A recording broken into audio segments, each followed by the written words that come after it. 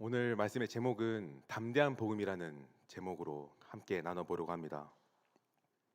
먼저 말씀에 들어가기에 앞서 저는 학창 시절에 굳이 그리스도인이라고 먼저 드러내지 않았었습니다. 근데 그렇다고 해서 제 영광이라는 이름 때문에 가려지는 것은 아니었기에 사람들이 제가 교회 다니는지는 다 알았었습니다.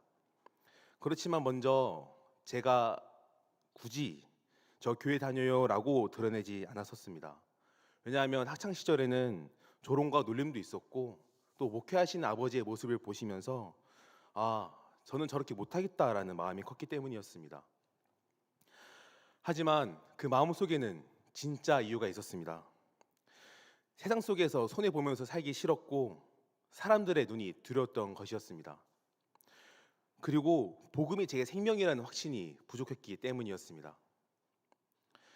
우리가 살아가는 지금 시대에서 조용히 나 혼자 믿고 지키는 것은 존중합니다. 하지만 공개적으로 드러내서 복음을 얘기하고 전하는 일에 대해서는 일부러 피하기도 합니다. 원만한 사회생활을 위해 혹시 우리는 복음을 자랑하기보다는 숨기고 있지 않습니까? 예수님 믿는 사람이라는 타이틀이 사회생활 속에서 부담스럽고 불편하게 느껴져 그리스도인임을 숨기고 있지 않습니까?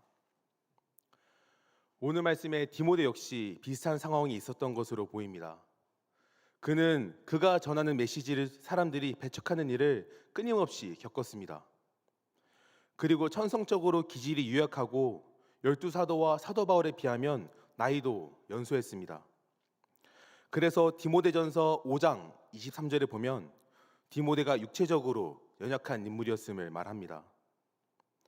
더군다나 초대교회 당시 그리스도인에 대한 박해와 핍박 역시 극심했던 시기였기에 젊고 연약하며 겁이 많은 성격의 디모데에게 복음을 지킨다는 것, 그리고 복음 때문에 고난받는 일은 두렵게 느껴졌을 것입니다.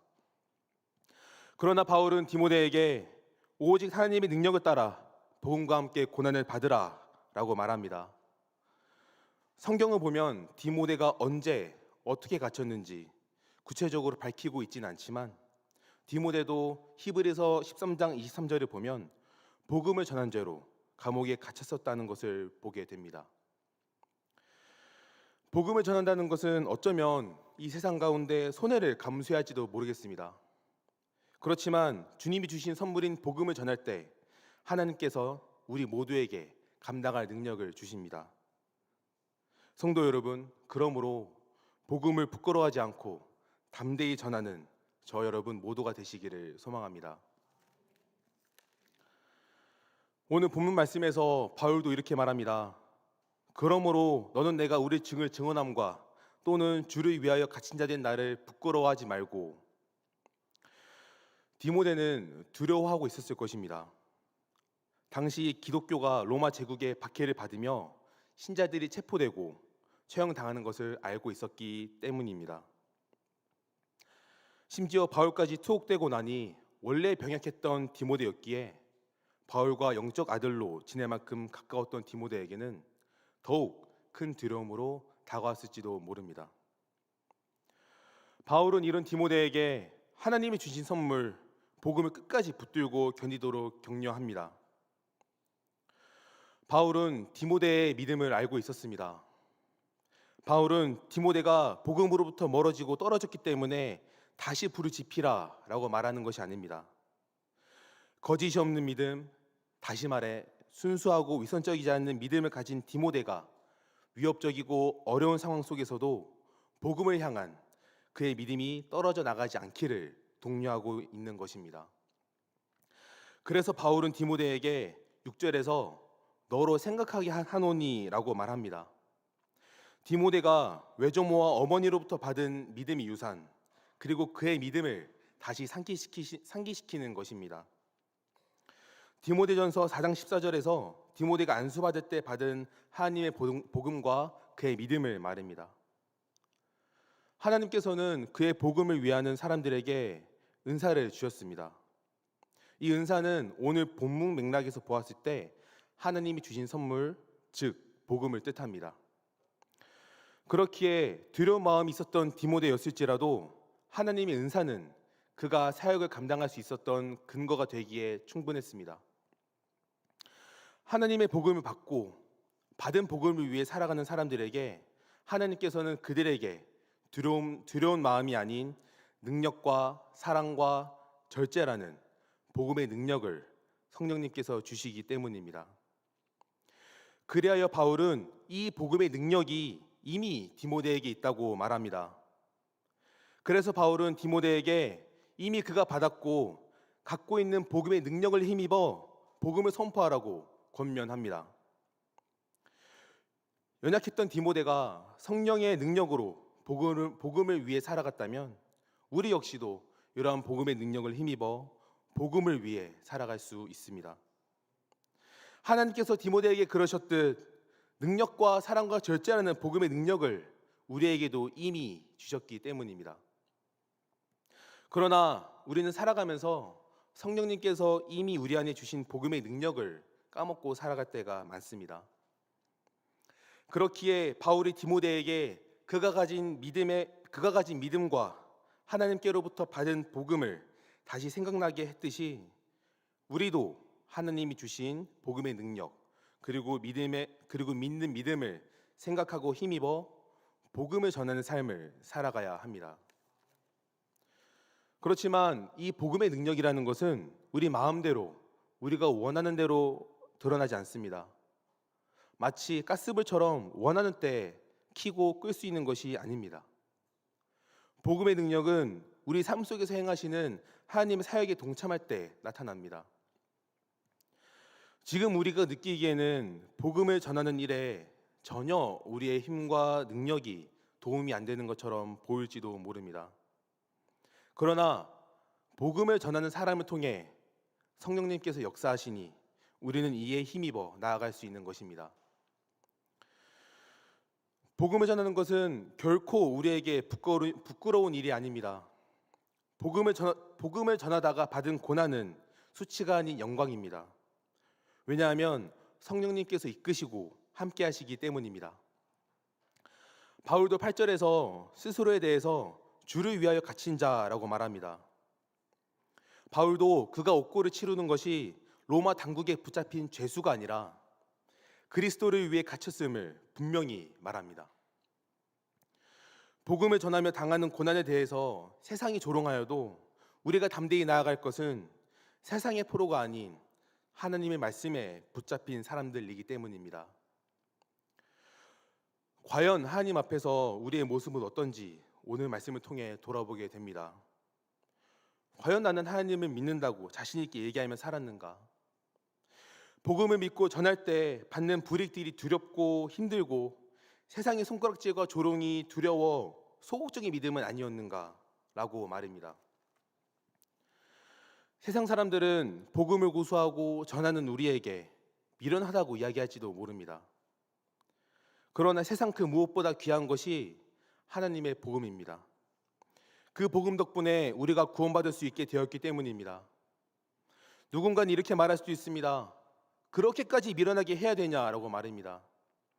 그러나 복음을 믿게 된 우리의 이 기쁨을 전혀 모르기 때문에 그렇게 말할 수 있는 것입니다. 복음 가운데 주님이 함께 하심을 전혀 모르기 때문입니다. 그러므로 사랑하는 성도 여러분, 주님이 우리와 함께 하시니 우리 모두 복음 가운데 당하는 고난을 두려워 복음을 부끄러워하지 않는 저 여러분 모두가 되시기를 소망합니다.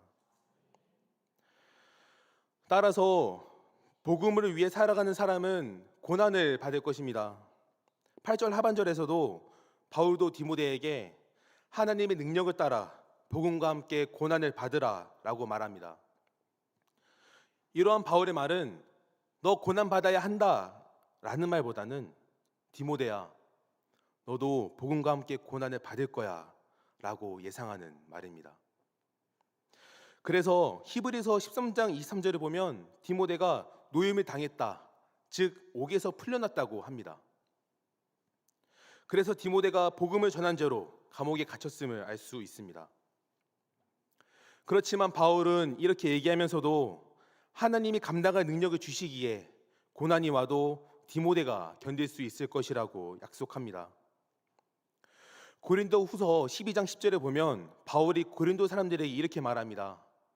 그러므로 내가 그리스도를 위하여 약한 것들과 능력과 궁핍과 박해와 권고를 기뻐하노니 이는 내가 약한 그때의 강함이라 라고 말입니다.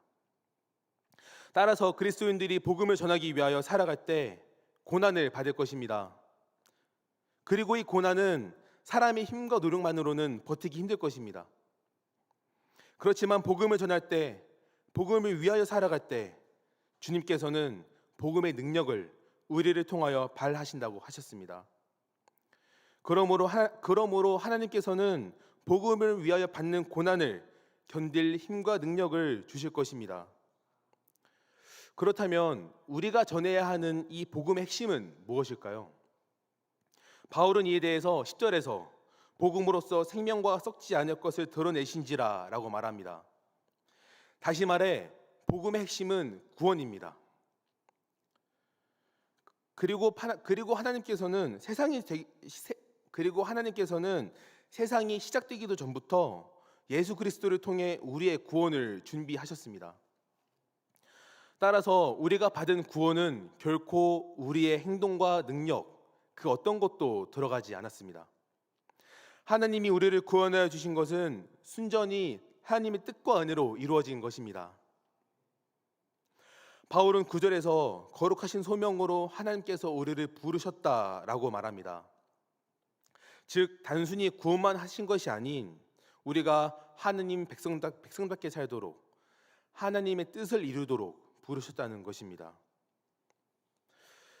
하지만 하나님의 백성답게 산다는 것은 세상에서의 고난당함을 기꺼이 감수한다는 것을 전제로 합니다. 바울이 그랬던 말입니다.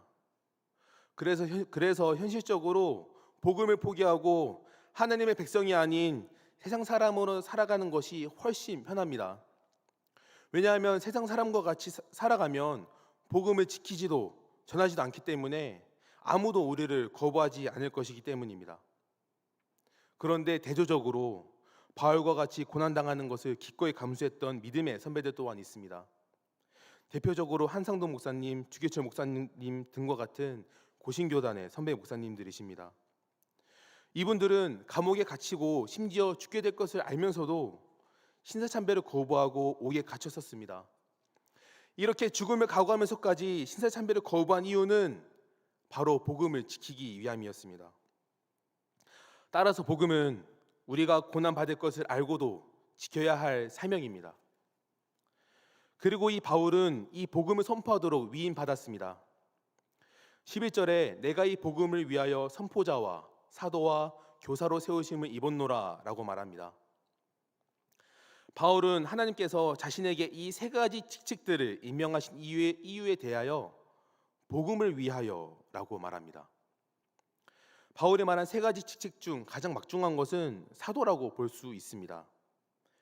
그렇지만 바울은 선포자를 먼저 언급합니다. 왜냐하면 사역의 흐름 때문입니다. 먼저 선포자로서 이방인들에게 복음을 전하고 사도로서 복음을 권위 있게 확립하고 이후 교사로서 양육하였기 때문입니다. 그런데 이러한 특징 말고도 11절에서 이 세 가지 직책에 대해서 공통점을 발견할 수 있습니다. 바로 복음을 전한다는 것입니다. 선포자의 역할은 앞서 말씀드렸듯이 이방인들에게 복음을 전하는 것이었습니다. 그리고 사도는 요한복음 15장 16절에 나와 있는데요. 말씀을 보면 너희가 나를 택한 것이 아니요 내가 너희를 택하여 세웠나니 이는 너희로 가서 열매를 맺게 하고 또 너희 열매가 항상 있게 하여 라고 말씀합니다. 사도는 왜곡 없이 복음을 전하고 교회의 기초를 세우는 역할을 했습니다. 그리고 교사는 2장 2절에서 나오듯이 복음을 가르치고 그 복음을 가르침 받은 사람들이 또 다른 이들에게 복음을 가르치도록 하는 역할이었습니다. 따라서 세부적으로 보면 이 세 가지의 직책은 다릅니다.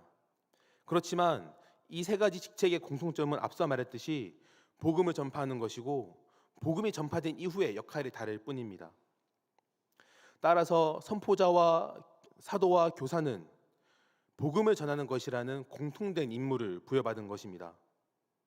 그래서 바울이 그리스도 예수를 만난 이후 그가 해야 할 일은 단 하나, 복음을 전하는 것이었습니다. 바울은 하나님께서 주신 이 세 가지 직무에 충성하여 복음을 가르치고 복음을 선포하고 가르치며 다녔기에 감옥에 갇혀 고난을 받고 있었던 것입니다. 그러나 바울은 자신의 미래에 대해서 일말의 의심도 변명도 두려움도 없었습니다. 내가 믿는 자를 내가 알고 있었기 때문입니다. 그가 평생 동안 주님과 함께한 경험을 통해 자신이 믿는 하나님을 알게 되었기 때문입니다. 그러므로 여러분, 담대히 복음을 전하는 저 여러분이 되시기를 소망합니다. 바울은 12절 하반절에 의탁한 것을 그가 능히 지키실 것이라는 표현을 통해 디모데에게 힘을 주고 있습니다.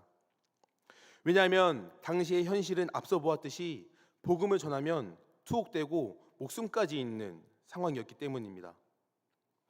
그래서 과연 이렇게 힘들게 목숨을 걸어가며 전하는 복음이 이어질까라는 의심이 들 수도 있었을 것입니다. 그렇지만 바울은 주님께서 우리에게 맡기신 복음 전파의 사명에 충성을 다하면 그 이후는 하나님께서 행하심을 믿었습니다. 그래서 투옥된 상태인 바울이었지만 그는 디모데에게 복음을 통해 역사하시는 하나님은 온전히 신뢰하고 믿어라. 그동안 경험한 하나님을 우리가 알고 있지 않느냐. 우리가 복음의 진리를 알고 있는 만큼 하나님이 주신 확신을 가지고 담대하게 나아가라 라고 말하고 있습니다.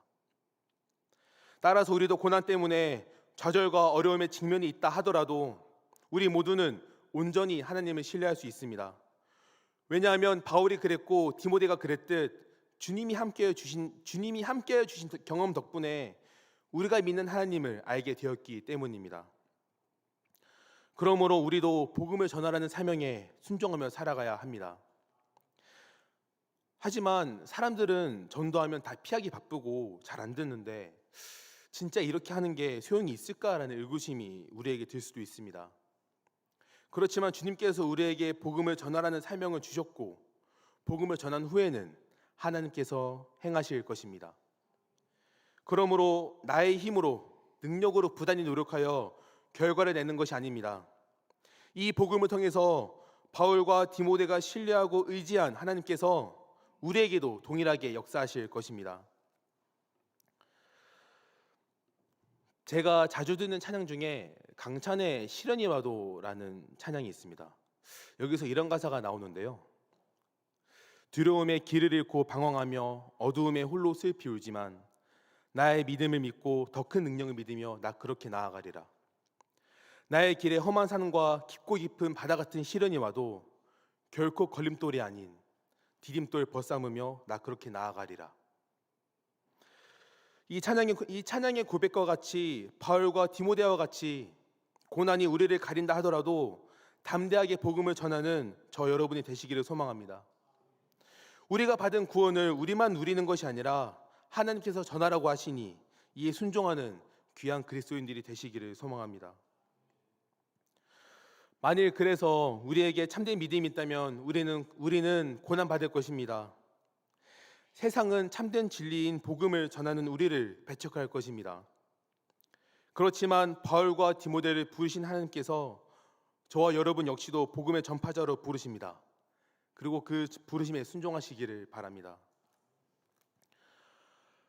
고난 가운데 어려움과 연약한 나의 모습 때문에 과연 나를 통해서 전해지는 복음이 소용이 있을까라는 의구심이 들 수도 있습니다.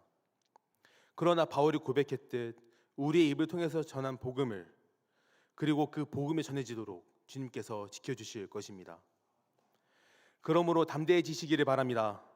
우리 삶 가운데 함께해 주시는 하나님을 알고 있고 복음을 듣고 알고 있는 우리 모두 담대해지시기를 바랍니다.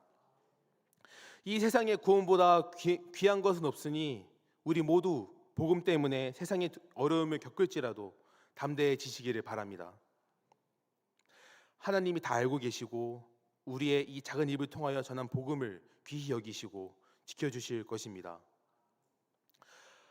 따라서 오늘 말씀 제목처럼 담대한 복음을 갖고 전하며 나아가는 저 여러분 모두가 되시기를 소망합니다.